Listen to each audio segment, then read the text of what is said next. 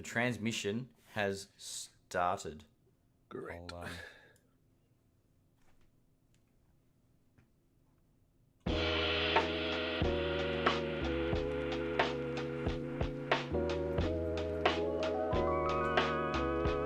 Welcome everybody to episode 179 of the You Can't Comp This NBA Trading Card Podcast.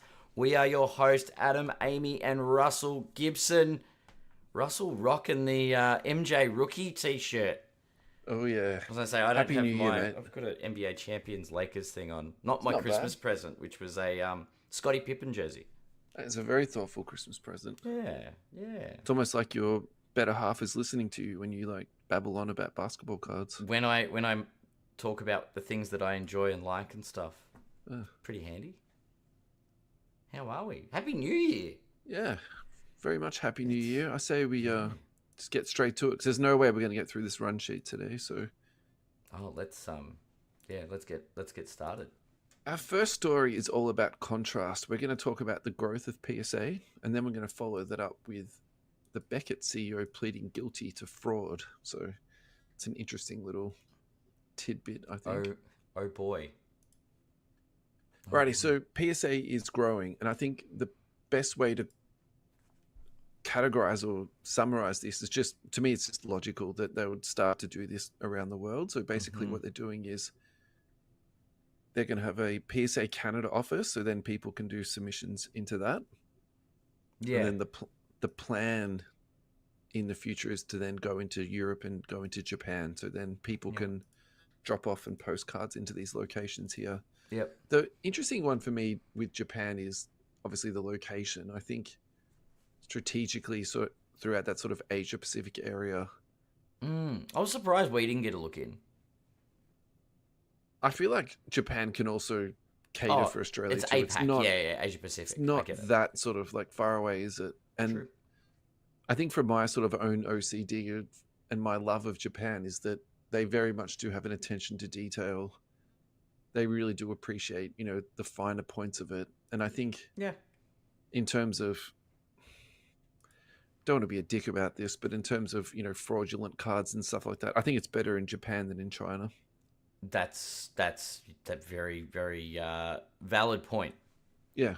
So, and I think, again, also too, from a personality standpoint, I kind of feel like the Japanese would just absolutely nail this out of the park. Yeah. Agreed. They do love attention to detail. They do love process, all that type of, high technology stuff. So that to me just definitely makes sense. The Toronto thing, I think that's a little bit of a soft launch. I think that's, that's money for jam for them to do that. It still makes sense. In America, they'll spread out in that space and then they'll sort of start moving out around the world. Look, maybe Australia gets a look in one day. Part of the next wave of expansion, maybe. Yeah. Yeah. Where are you at with this? How do you feel about it? It's not a surprise to me. If you look at the numbers that come through every month from our friends at GemRate about what's happening grading numbers wise, it was bound to happen.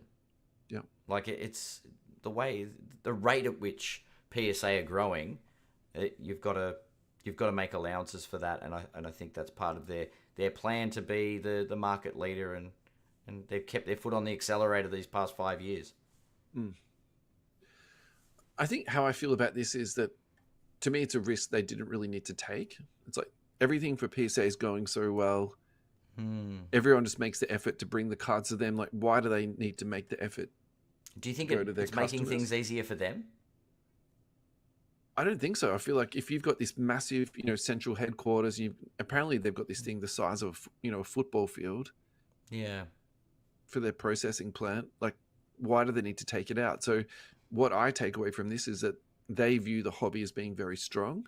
Yeah. And obviously they would only do this if they're going to make money off it. So again, moving into the future, they obviously see, big things. So again, for all the people who are poo-pooing, saying the hobby is going terribly, all that type of stuff, I think this is a really, positive thing for the hobby moving forward. Do you think it's a proactive move? I'm just pointing out and noticing that TCG, there is growth as far as grading numbers going and things expanding over the last few years. So maybe they're Yeah. getting ahead here and growing in expectation of increased demand.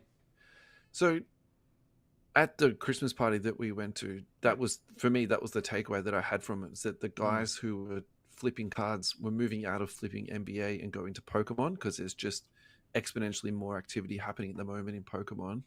Yeah. And then talking to the guys from Fast Break, they were talking about getting their hands to sell Pokemon sealed boxes in their shop. Yeah. And it's literally just impossible to get your hands on that stuff at the moment. So to take your point, also the Japanese point, that actually makes a lot of sense too, doesn't it? Yeah. So they might not be grading basketball cards, particularly in Japan. Maybe they'll be doing just Pokemon. Wonder if the and that's fine. Japan location is very near the Pokemon Center in Japan. Yep. Yeah, look, and if PSA believes the Fanatics edict that the hobby's only going to grow, well then, yeah, this is great. It's all good news all around. Yeah. Alrighty, this article was actually published mid to late November, so we probably should have picked this up a little bit earlier. This is by Rich Mueller. CEO of Beckett Parent Company pleads guilty in insurance fraud case. He's pleaded guilty to a $2 billion fraud and money laundering scheme. Mm-hmm. He defrauded various insurance companies, other third parties, and ultimately thousands of insurance policyholders. He is the longtime CEO of Global Growth, which owns numerous companies, including Beckett. So, my sort of takeaway from this is that we were talking about Beckett's hold on the grading sphere with Ryan. And did you hear what Ryan was talking about? I listened to that episode with you and Ryan. It was great. Thank you. Yeah, Ryan was fantastic. I agree with a couple of the points that were raised there with regards to moving that asset on as well. Maybe this has got something to do with that. That's I 100%. And it also makes sense to me too that you've got a guy who's balls deep in money laundering and insurance fraud. So why is he interested in innovating a grading company? Like, if your headspace is, definitely elsewhere. Yeah. And it also sounds like too he's CEO of a few different companies. Yeah.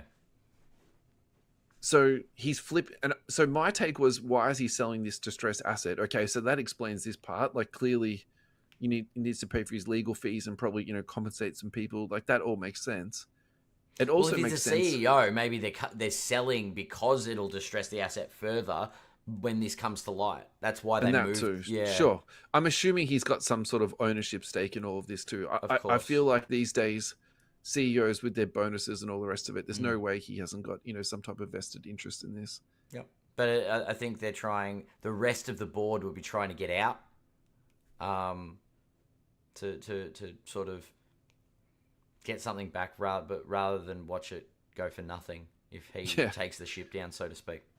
So look, actually, I feel like this is a little bit of a positive thing for Beckett. If you're, getting out a dirty rat from your group, you don't need this person representing you, and clearly he hasn't got the best interest of your company at heart here. I think this is a fantastic thing for Beckett. So for all you Beckett homeboys out there, you must be high-fiving each other at this point in time.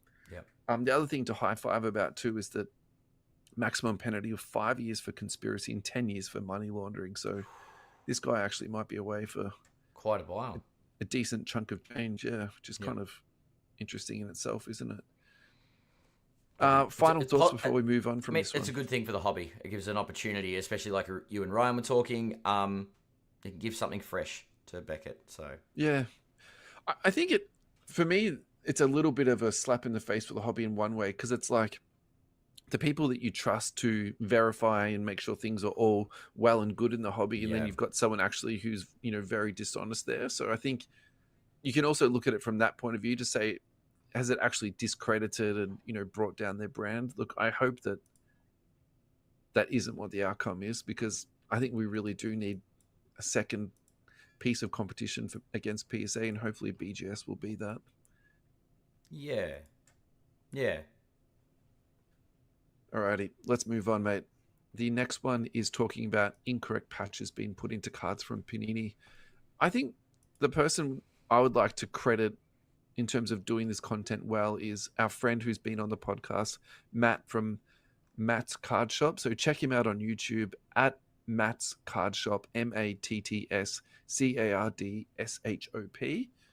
He did some good content on this because he didn't do it in the way of like people cutting up cards and, burning cards and throwing in the bin, all that type of stuff. Actually, what he did, really practically was he took a torch, he shone it up from the bottom of the card, and then you could actually read very faintly not the handwriting, the printing, which is actually on the patch. So it says whose patch this belongs to.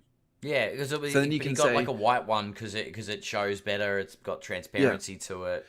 Yeah, and so then that way you don't need to destroy your cards to work it out, and you can actually then decide whether your card has the player in it that it's supposed to be in there or not. So yeah, look, I mean, if it's a good card, you probably don't want to do that. But hell, if it's not a great card, it'd be fun cutting up a basketball card, wouldn't it? Even for me, look, I feel guilty throwing away base cards. Like I'm very, very reluctant to throw cards away. It's just one of those things for me. It's just a no-go. So cutting up a patch, even if it is a napkin patch, I just can't do it. I don't understand. People burning jerseys and all that type of stuff. Like, give it to someone basketball else. Cards. I've just to see how the different types of cards burn.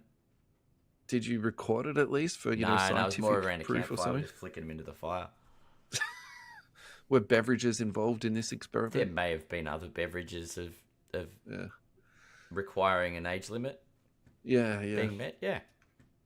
All right. So how I feel about this, I'm not surprised by this at all. This to me is just another thing where Panini are just like lazy. Like, let's be honest here. They've done a few things over the years that have just, let's just add this to the lazy bucket with Panini. Yeah. I mean, don't really care about this. Long. They've got what, a year to go? Yeah, this is it. It's the last year. 2025. This is the last year of Panini.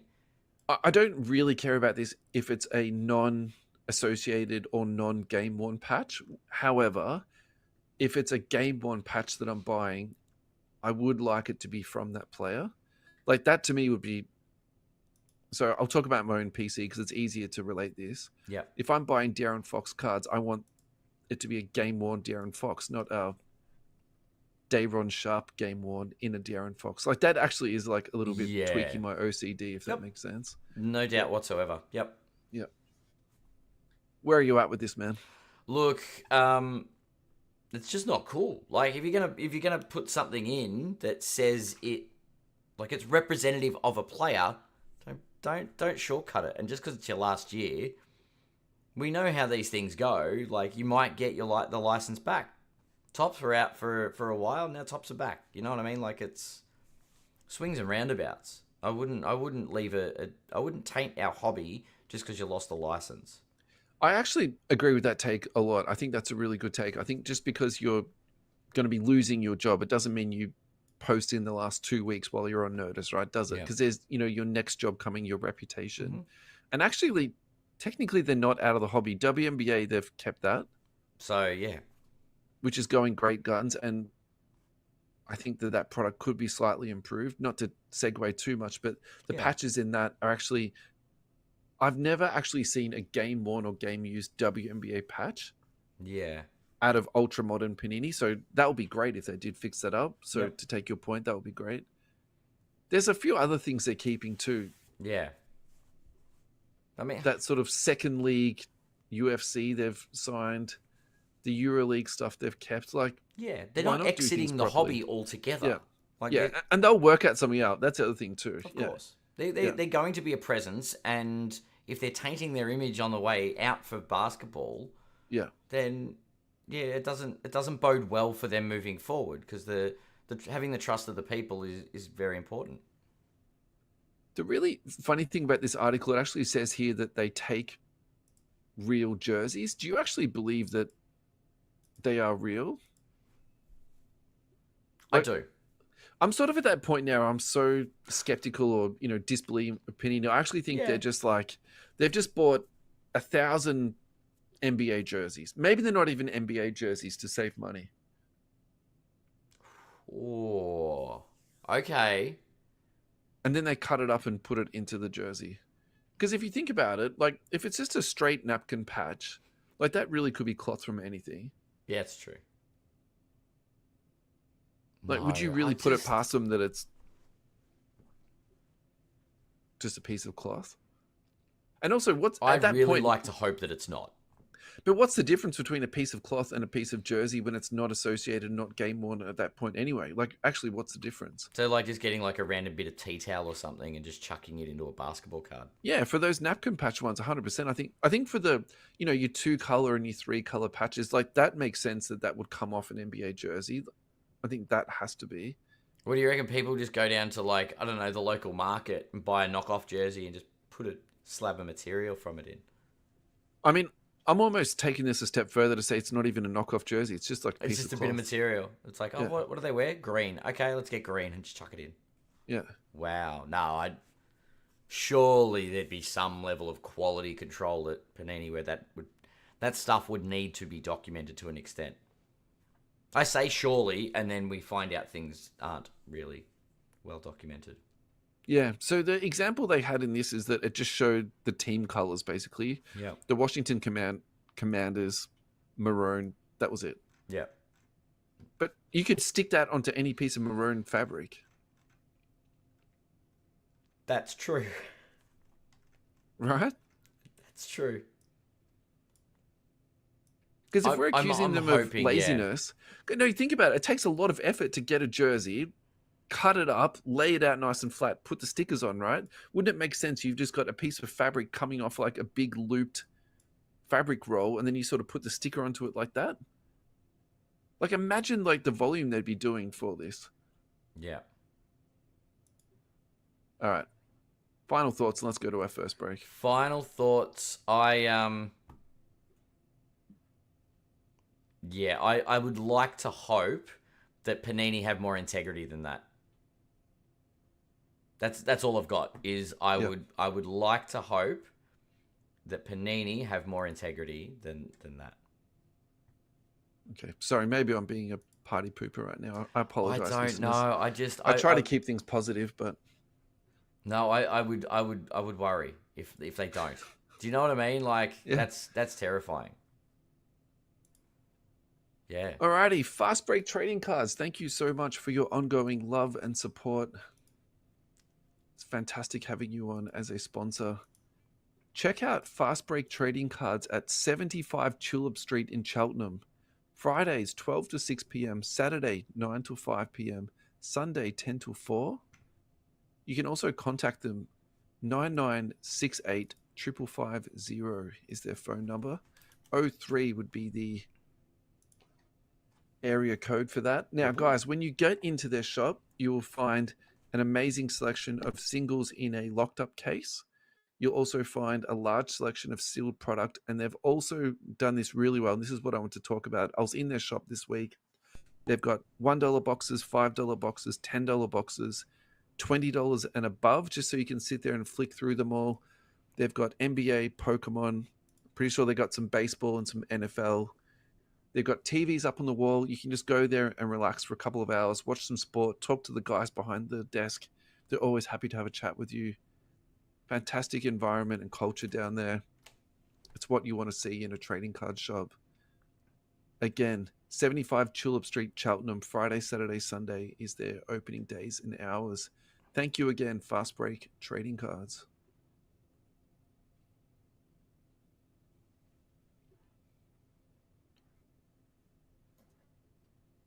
Alrighty, we're back. Adam, how you doing, buddy? I'm doing very, very, very well. Feeling refreshed. Great. We are going to talk about the All-Star voting, the new configuration. We'll give you a bit of an update on the All-Star votes, and we'll pick out a couple of players to talk about in terms of their card values. So this year, it's going to be done a little bit differently. Basically, how it will be is the top 24 vote getters will go into a pool. Mm-hmm. Then those players are drafted into 4 teams.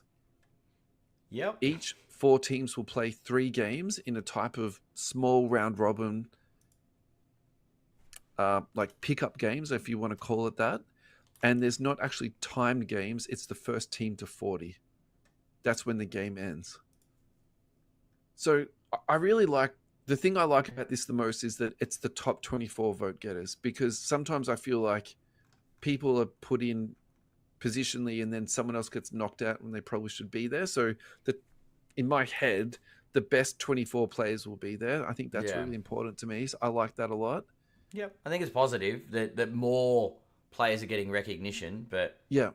I mean, it's a And the other weird thing I like format. too is I feel like this is a little bit simpler to follow, whereas last year with the points going backwards and upwards and downwards, and then the time was extended into the game, that was all a little bit too confusing and hard for me. Wait. What? Points up and down? What? Remember they had last year, they had that thing where you had to like get to a certain point number. You just need to win by 24 at the wasn't it? First one to 24 points. One? I don't know. Maybe it was the year before. Anyway, I don't. I think this is a good solution. I think this is a really good suggestion. I kind of feel like it's going to fail, though. I don't imagine it's going to be back again, but who cares? Let's just. Do you know what's going to happen? See how it all goes. It's going to turn into a big 3-on-3 tournament next time. I would be down for that, by the way. It wouldn't be the worst thing in the world. Imagine the All-Star game being a 3-on-3 tournament. Be interesting. Alrighty, the top 10 vote getters are Giannis, Nikola Jokic, Jason Tatum, Kevin Durant, LeBron James. This is the big riser this year. Karl Anthony Towns at 6th place with 1.8 million votes. SGA at 1.8 million.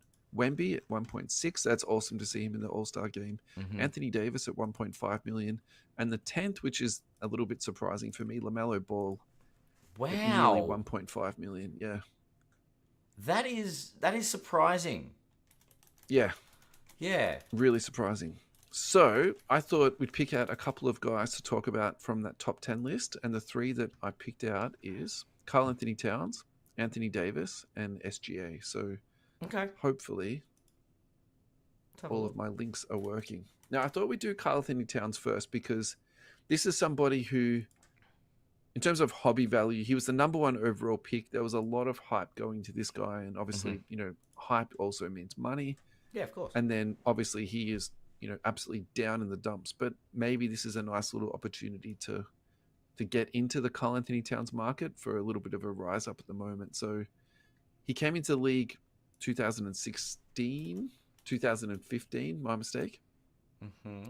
His all-time high was $1,400. So we're not talking, Luka numbers by any phase, but obviously he had his peak in 2021. Yep. I think his reasonable pricing was sort of in 2018, 2019, when he was around that sort of $250 to $600 range. Like, I think that's reasonable for someone of his sort of prospecting status. Currently, he's trading at $240. If you go to the last 3 months, he's actually up 31%. So that makes sense with the extra exposure he's getting in New York and also the All-Star votes that he's picked up. So I think whoever was been buying him the last 4 months, that's a really shrewd little purchase there, like in terms of, reading the market and reading the tea leaves, so to speak. So look, at 200, 250, I don't have a problem with this at all. I could imagine this is going to get to 350, maybe 380, 400 at sort of the top end. So I think that's a fun little pickup there. Well, over the last 12 months, he's actually, it's pretty much even. It's about down 5%. So yeah, interesting. Population on this for PSA is just 167, so it's not huge on that. We probably should look at BGS. It's 300. So if you sort of add those two together, it's still pretty reasonable. A quarter of a Luka, isn't it? Well, looking at the total pop, 800. Total gems 495. So less than 500 gems. That is in the 9 and 9.5. The 9 and above, isn't it? Gem rate. I think that's what they did change the number to now. Yeah. Yeah. So it's 9, 9.5, and is it? Oh no, maybe it's 10s and 9.5s. Should have asked Ryan this last week. Yeah. No, I'm just doing quick maths, but yeah, I think that would be it. 9.5 and up.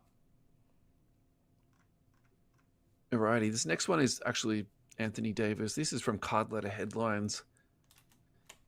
Anthony Davis, 2012 Prism, gold number to 10, BGS 9.5, population 3 on this. Obviously, it's going to be low pop. This last sold for $17,080. I actually have no troubles with this at all. I think AD is an all-NBA guy.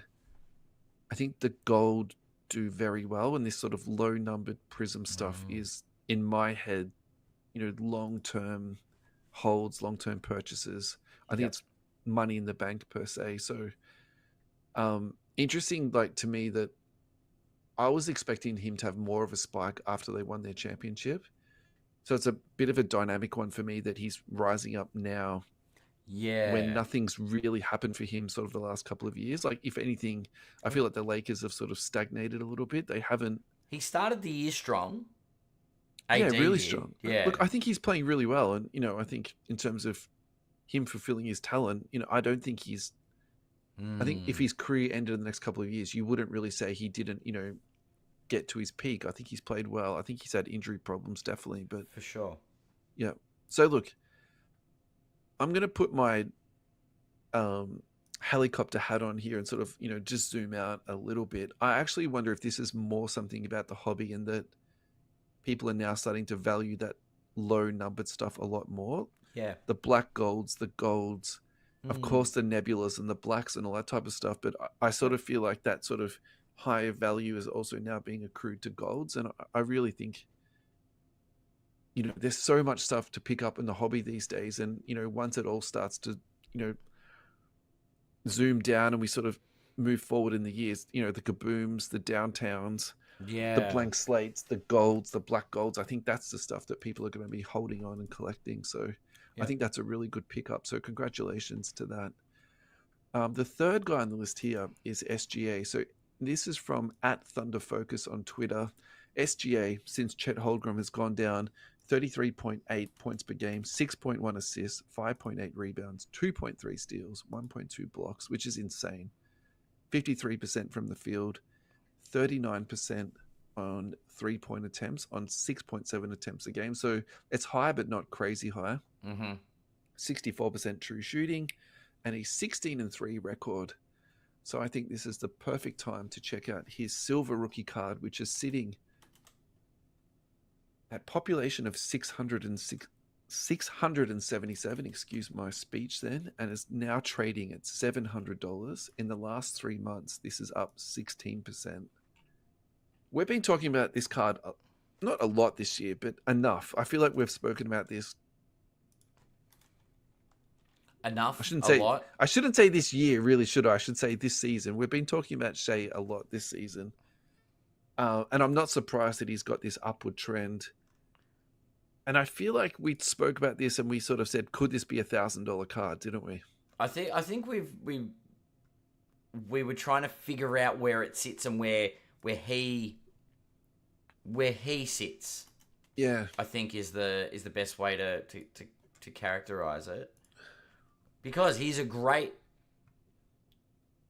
player. Now he's up. It's funny over the last year even. But he's now come up to 700, which I'm just going to say is that Tatum range. Because we use that as the barometer, right?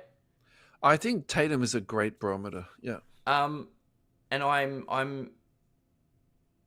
don't disagree. I think last time we sort of talked about it, it was in that $600 range and it was on the rise. So I actually think that $700 price, and I don't doubt it, if he wins the MVP, that goes higher. Yeah. I think where my head is with the Thunder is I'm becoming a true believer in that team, because this is how you get hurt, Russell. This is how, as soon as you start believing in them and they let you down. No. I think my thing with the Thunder is that I think they're coached really well. Yeah. And I think the synergy between the coach and the front office is, huge.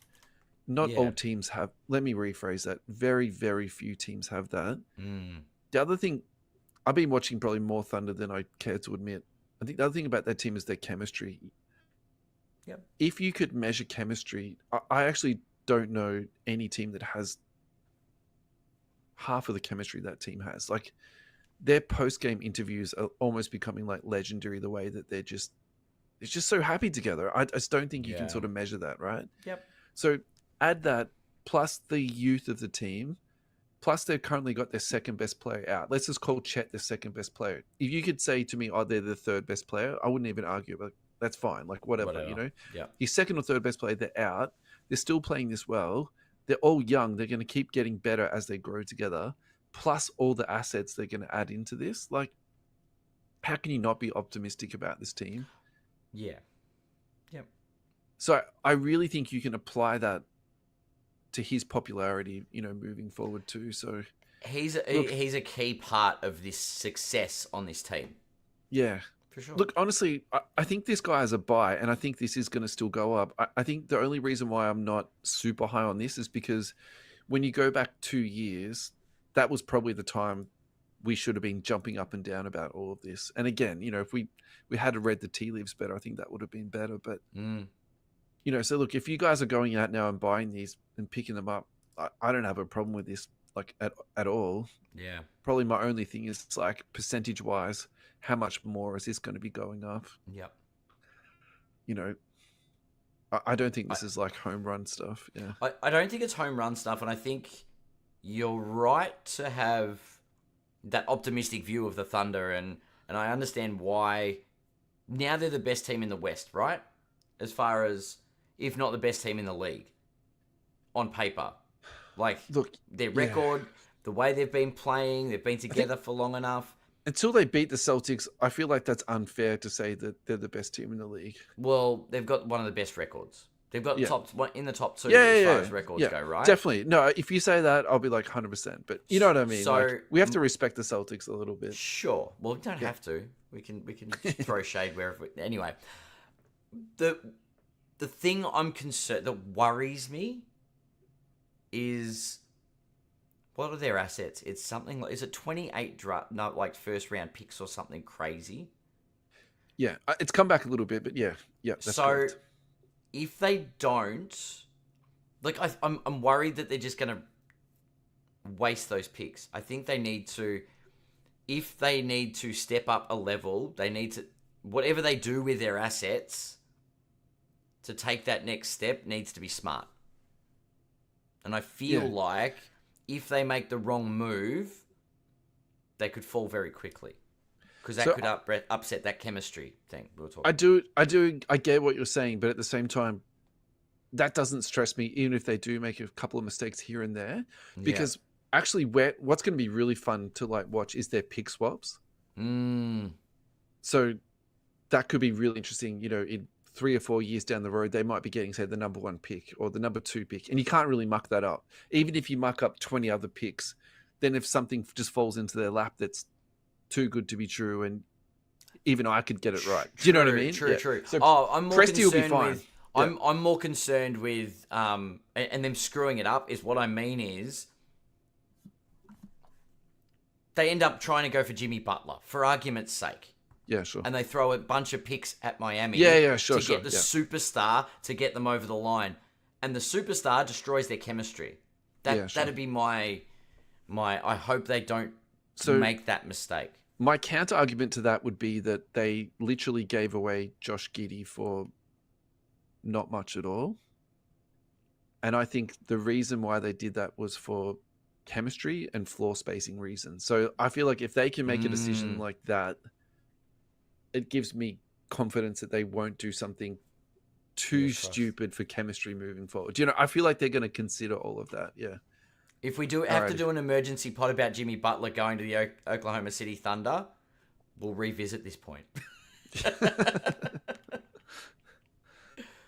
Alrighty, we are going to go for our second break, and we're going to talk about our friends, the Melbourne Cartel.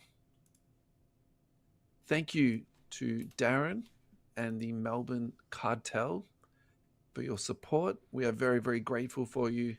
Check out melbournecartel.au. Once you get there, you'll be able to find a whole bunch of repacks. NFL, AFL, UFC, NBA. The Hitman range are all $35. Darren's aim is to get repacks into people's hands at an affordable level. And the way that he builds his repacks is built in a 1-in-4 ratio. So basically, 1 in every 4 packs should have a very nice card in it. He also doesn't like to bottom out his repack, so he likes to try and keep the average up in there. Mm-hmm. The other thing that's really important for his product, and also the reason why we took Darren and the Melbourne Cartel on as sponsors, is that every single card that goes into his repacks is in a list and is available for everybody to look at, and you'll find that on the website. Now, for our listeners at home, Darren has also hit you up with a 10% discount. Use the code COMPTHIS10 at checkout and you'll get 10% off all of your purchases, including repacks, card accessories, and also all of your protection needs. Thank you very much to the Melbourne Cartel for your ongoing support.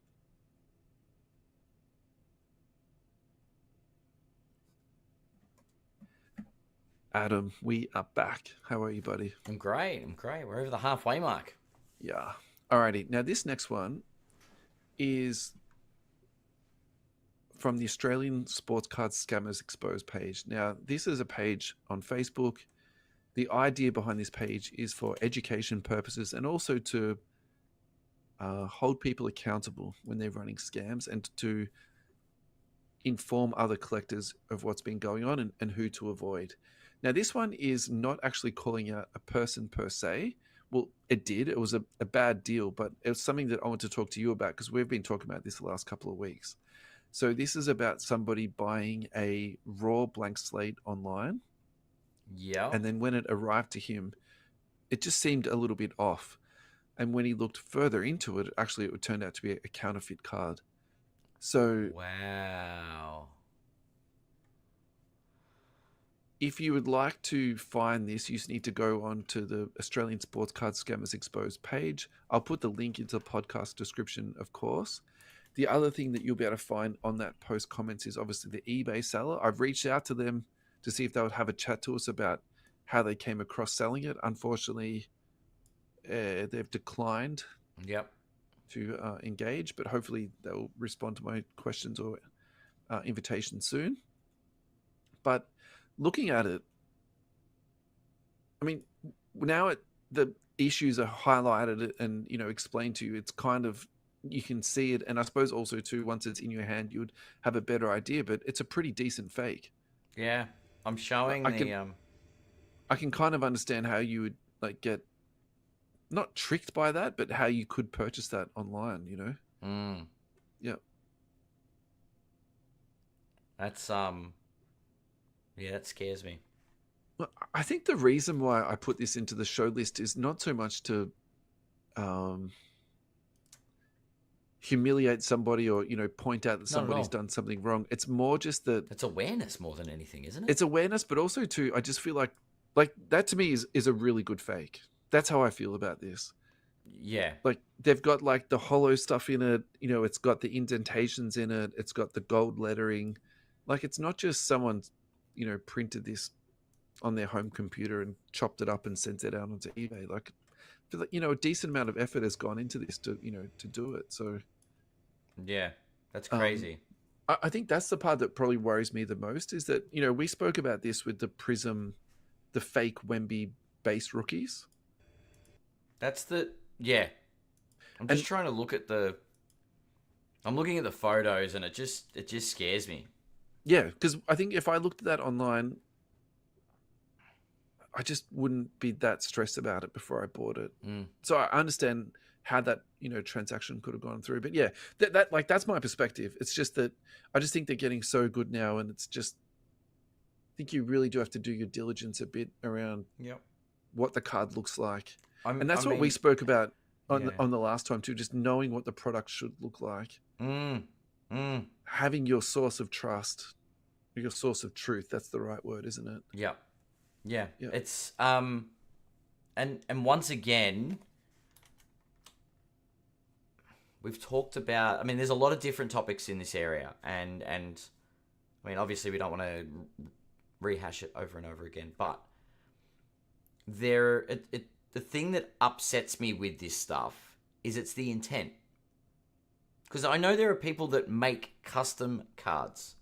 And they'll be like, oh, but we just do this because we love the player we like and we make stuff for ourselves. No problem. This is a replica of a card. I'm looking at the back of the card now, and it's a reproduction of the actual blank slate.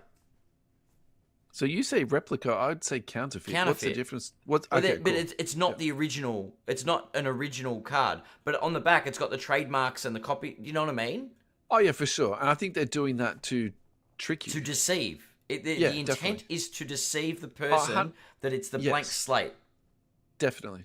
If someone comes out and goes, look at this cool Ja Morant custom card I made, and it's on the back, it's got nothing to do with Panini, and do you know what I mean? Like, as a custom bit of artwork, sure, but when you're replicating cards that actually exist, are produced by a company, and you're including those trademarks and license things to convince somebody that this is that product, Yeah.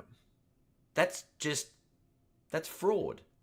Yeah, I think the criticism of Panini in this space is that they've never done anything to protect their trademark. Yep. And, you know, I am not a Fanatics homeboy in any sense. And I've said my concerns about Fanatics and what they're going to do to the hobby. And we can talk about Topps Cosmic if you want, as an example of, things not going right. Let's not do that. Anyway, what I do want to say, though, is that Fanatics will be protecting their copyright. Yep. So maybe actually this is something, we'll see change for the good in that they'll actually be actively seeking out these people to remove them from the marketplaces, to get these, cards off there. Because like Panini has been like zero communications around this ever. Have you ever heard them talk about them combating fakes? They don't do that stuff. They just sort of let it all play out, like literally like the Wild West. So going back, I'm sure you're going to love this, the regulation part.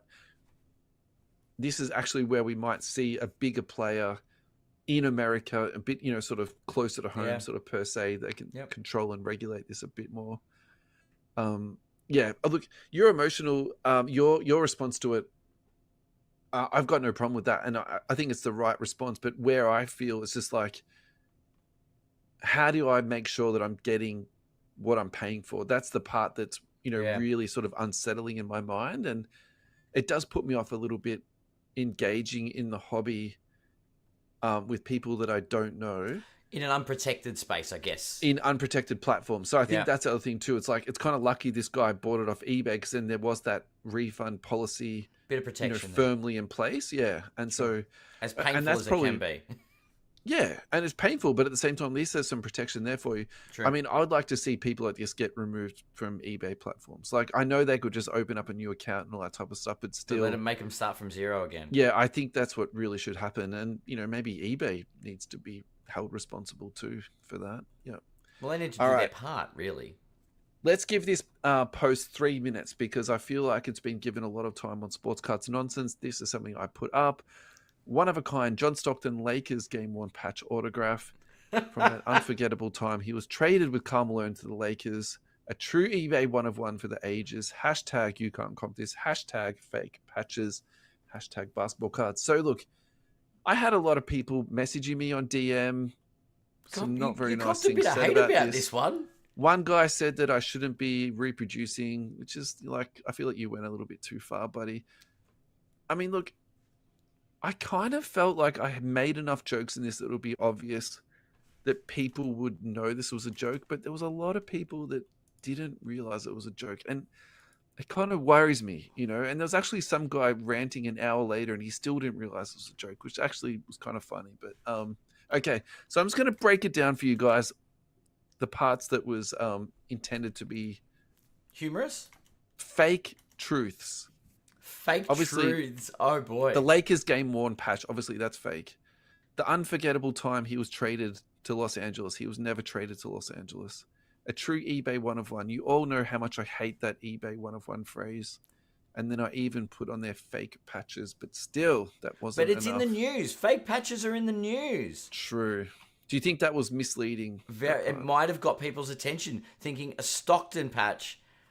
It may have people a bit sensitive at the moment about this issue.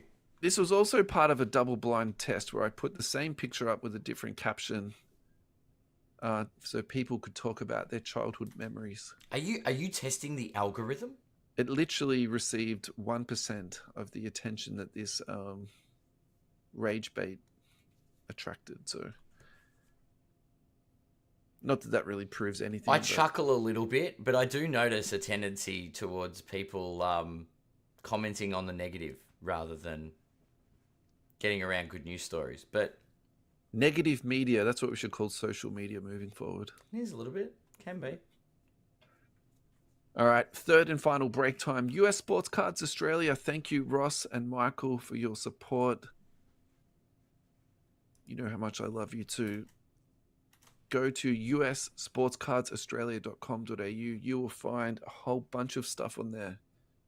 Hobby boxes for sale, breaks listed on there, wrestling, UFC, ice hockey, baseball you can also get from the lads on there. What I do want to talk about today, though, is his Check Out My Cards Australia. So that is a consignment service. Ross actually said to me he has had huge numbers of cards being sent to him, and he's about 3,000 cards behind. So he said to me he's got about 4,000 cards on there. He's got about another 3,000 to go on. He's very, very excited about the whole process. It's all moving in the right direction. If you go onto ussportscardsaustralia.com.au, click on the three little noodles. There's two tabs you can click on. Check Out My Cards Australia, which is where you'll find the submission forms. If you want to browse through the singles, just go to singles category. That's where you can buy them all. Now, Ross has got a little bit of OCD going on here. So once you click on the singles category, it's all broken down into the different sports and then also into the different years. So you can easily browse and scan your way through the cards that you want to find and would like to purchase. So Ross, keep up the great work with your website, mate. I know you've sunk many hours and, you know, frustrating times into it, but it's all starting to come up good.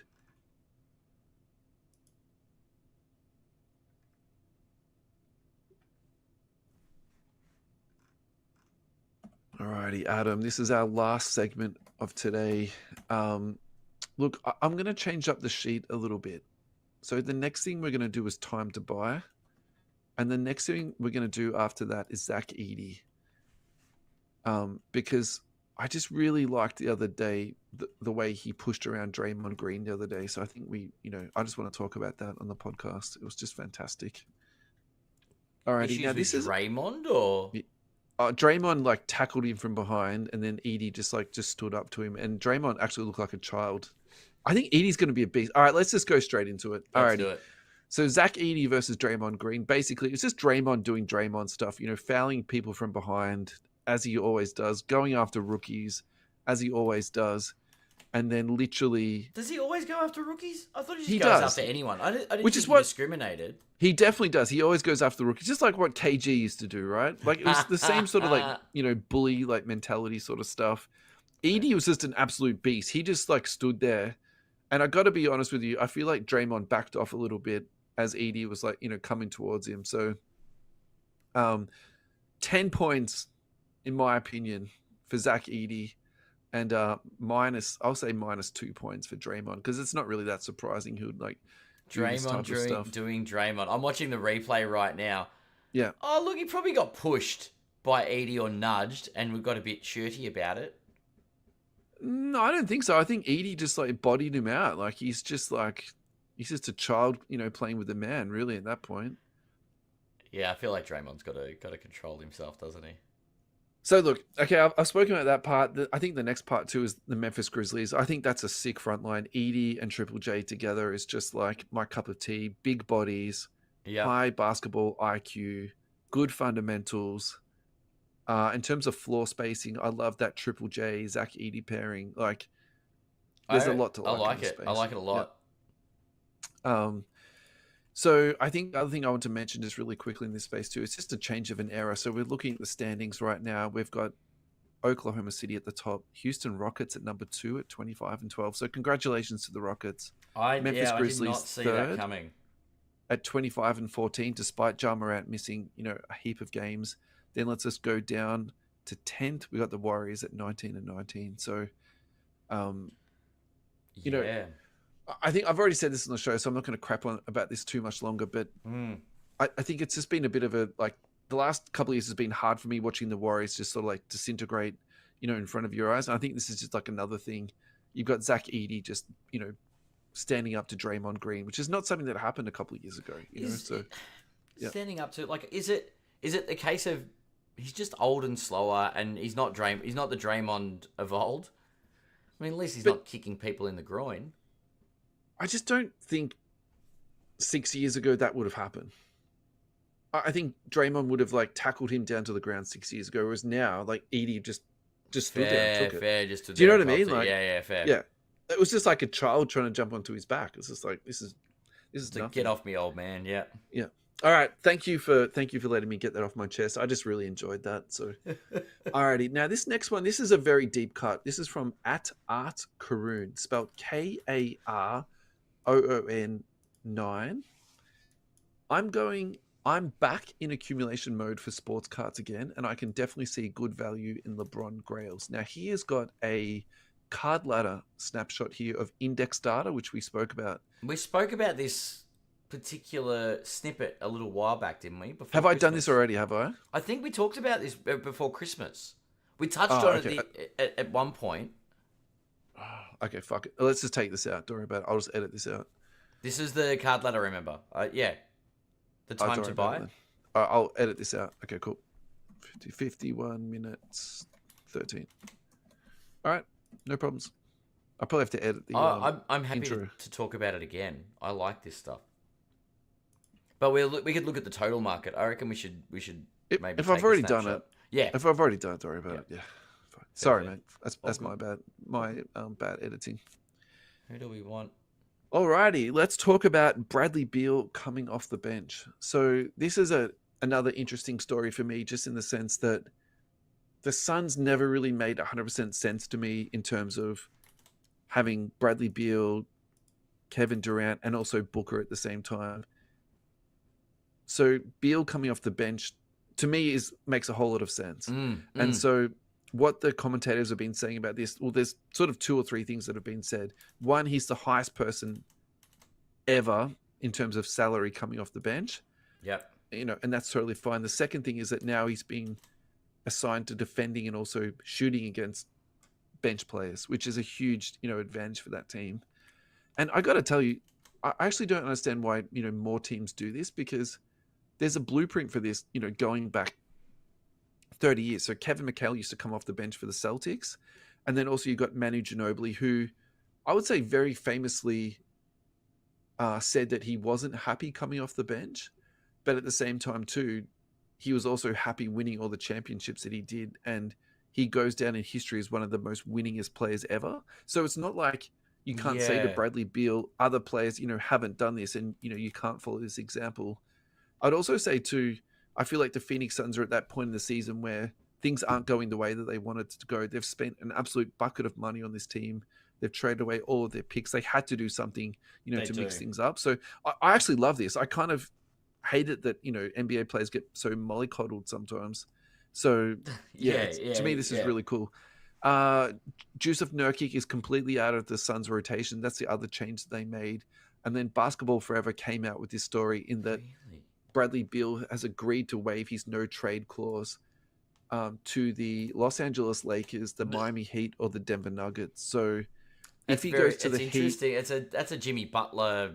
Yeah, so if he goes to the Heat, I like this a lot. If he goes to the Nuggets, I think that would actually be really good, because I think defensively, obviously, like, he would have a few problems, and also how that would fit with Jamal Murray, I'm not too sure about. However, I get very excited about Nikola Jokic playing a 1-2 with like a 2-man game with Beal. I think that would be actually really difficult to defend.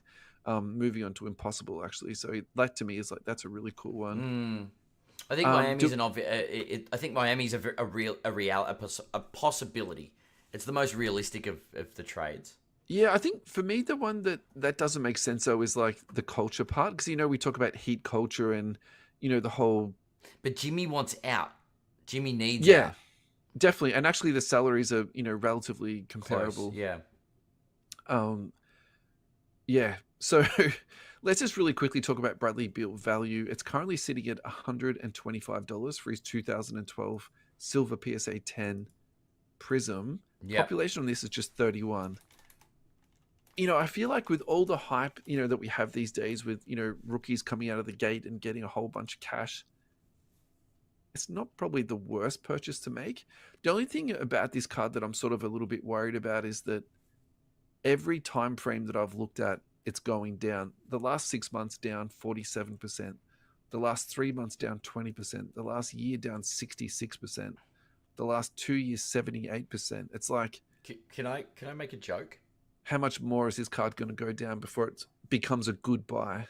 And it was close to April Fool's Day. I'm not gonna lie. Yeah.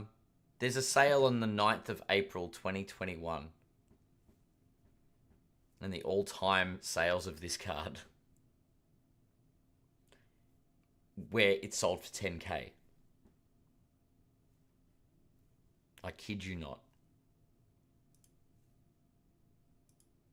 All-time data for the Bradley Beal PSA 10. April 9th, 2021, $10,000.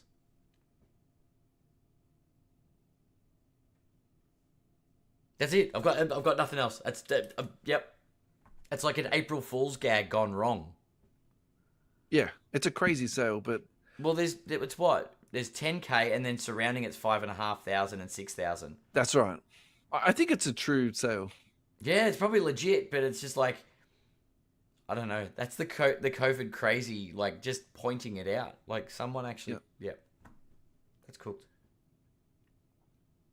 Alrighty, I promised not to talk about this guy, but I think we have to mention this. Zion Williamson has been put onto the trade market. Trade market for Zion? I think at this point in time, this is what he needs. He needs a fresh start. I don't know. I feel like his time in New Orleans is just about played out. I kind of also get the feeling they're going to blow this whole team up. This whole Brandon Ingram thing. Not working. I think he's going to get traded. I think once you get rid of Ingram, it doesn't make sense that CJ McCollum's there. Then they've kind of got Trey Murphy and Herb Jones waiting in the wings. Jordan Hawkins looks pretty good. Do they just rebuild around those three guys? Plus whatever assets they get for Zion and Ingram and McCollum. I don't know. I tend to agree with you. And this is something, I guess, it's probably not easy for a lot of people out there, but I'd be trying to get what I can for my Zion rookies now. I don't think they're going up. All the data is showing nothing. All right, great. That is perfect. Let's talk about that. Yeah.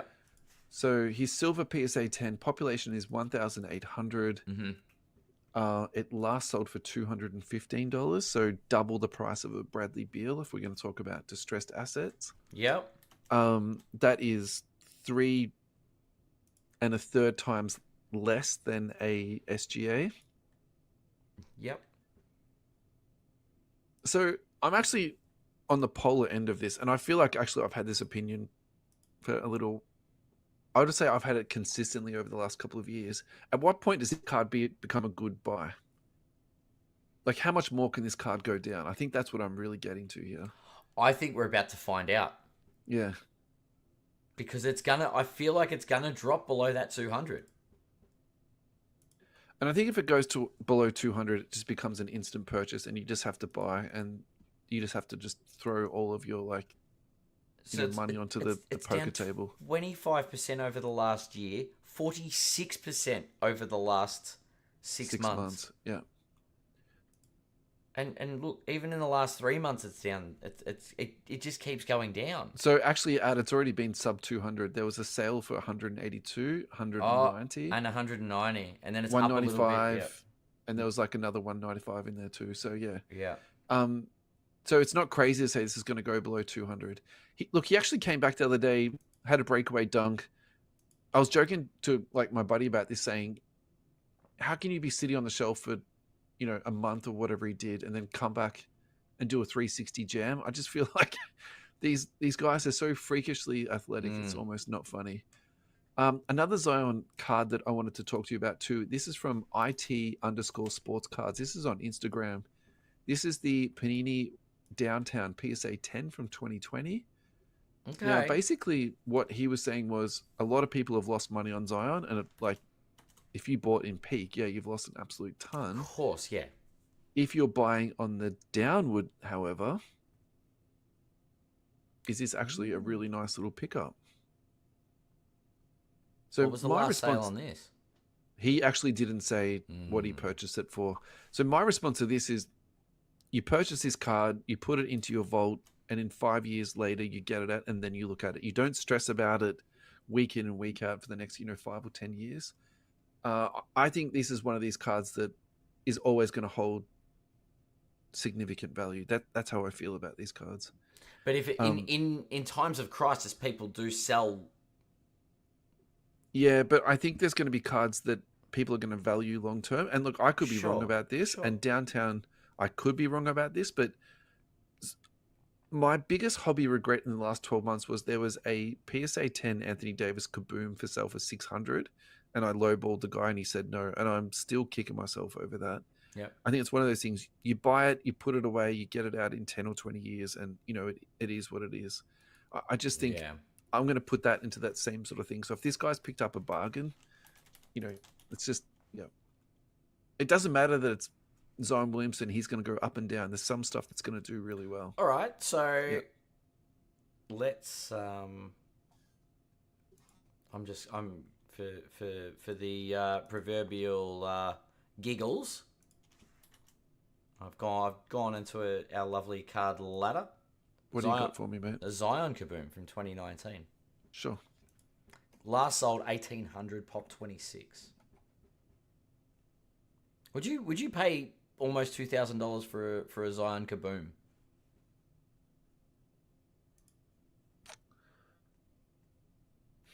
Rephrase: if that was available for 1,500, would you grab it?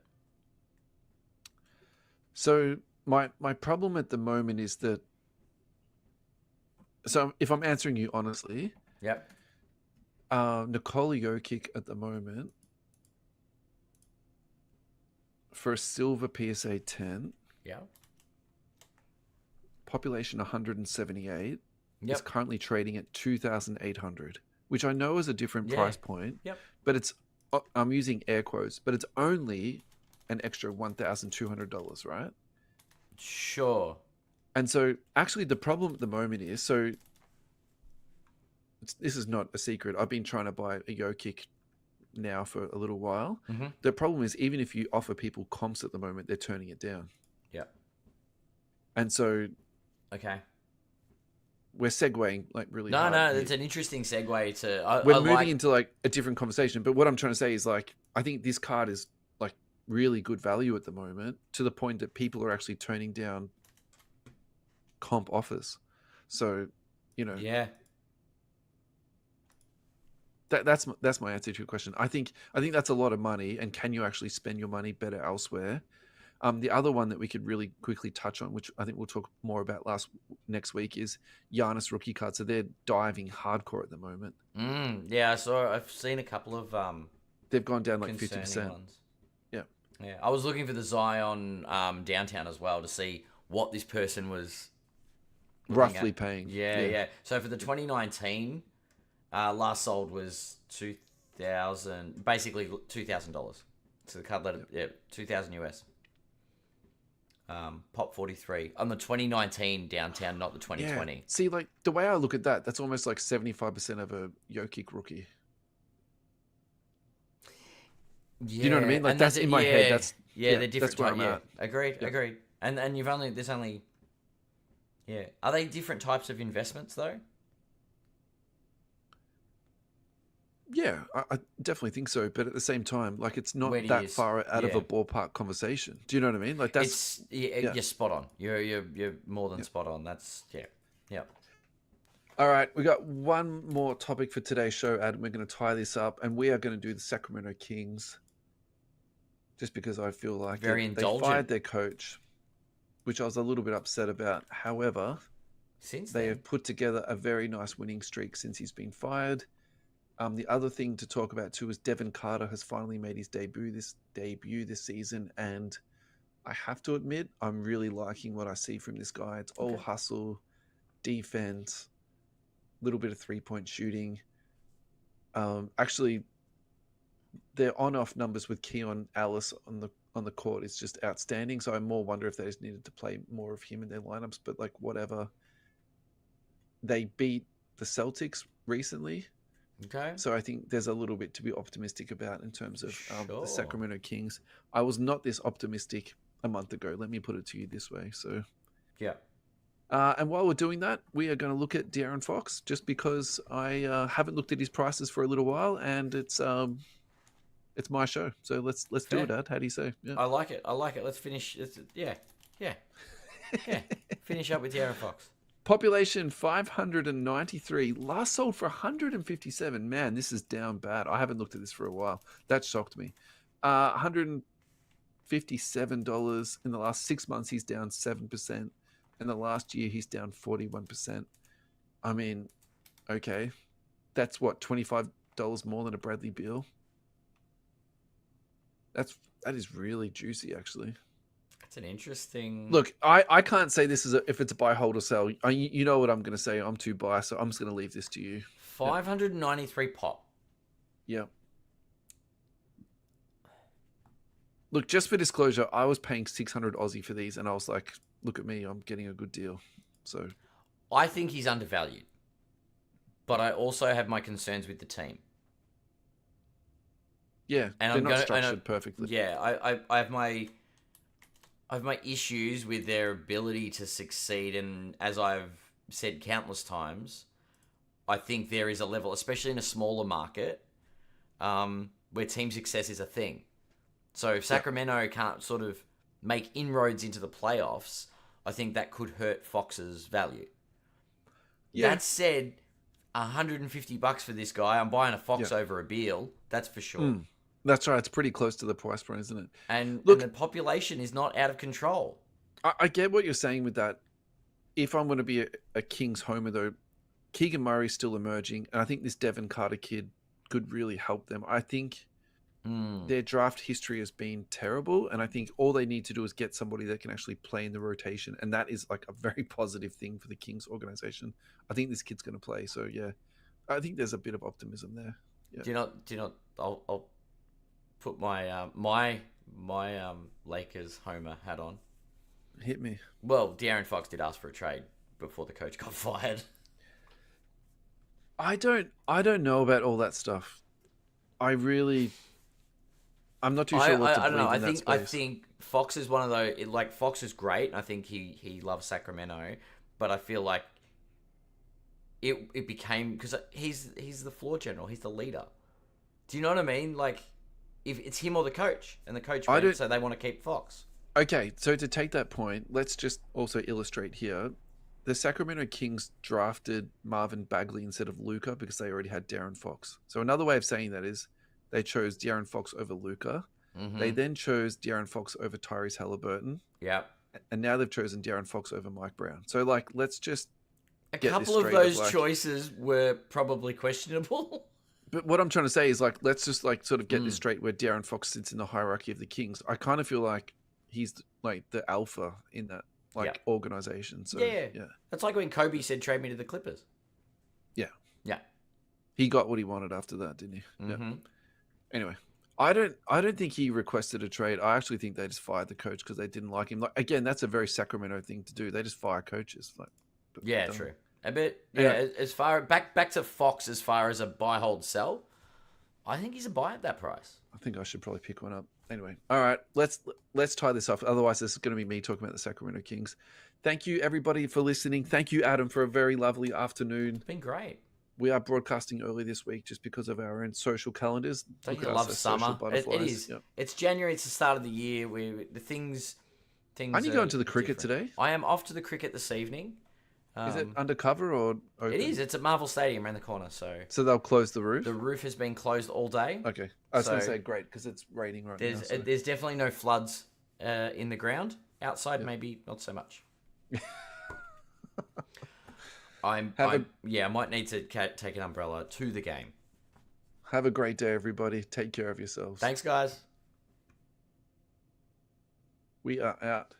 Have you got time to do a quick episode, or you got to go? I can leave the stream going, and we can do a quick next bit. Do you have time? Like, don't feel pressured. I haven't got a message yet.